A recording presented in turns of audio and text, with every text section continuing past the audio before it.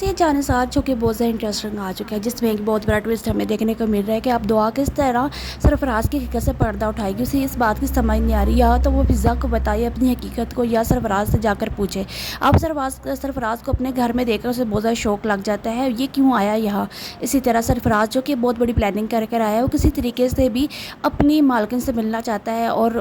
یہ بتانا چاہتا ہے نوشوار کو کہ وہ اس کا ایک خاص اور اسپیشل امپلائی ہے، تاکہ کسی بات کے اوپر وہ اس کے گھر کا بھی وزٹ کرے اور اس کے سامنے کچھ نمبر بنا سکے۔ لیکن جیسے ہی وہ دعا سے ملتا ہے تو دعا کو دیکھ کر بہت زیادہ شرمندہ ہو جاتا ہے اور کہہ دیتا ہے کہ تم نوشوار کی بیوی ہو۔ جب ان دونوں کا آمنا سامنا ہوتا ہے تو اس طرح دعا اس کو کہہ دیتی ہے کہ اب تم یہ بتاؤ کہ تمہارے ساتھ کیا سلوک کیا جائے، تمہیں سزا دی جائے یا فوراً تمہیں نوکری سے نکلوا دیا جائے۔ تو وہاں ہی اب سرفراز ہاتھ جوڑ لیتا ہے اور کہہ دیتا ہے کہ دعا، میں نے تمہارے ساتھ غلط کیا، میں مانتا ہوں، لیکن تم مجھے اس کے لیے معافی دے دو۔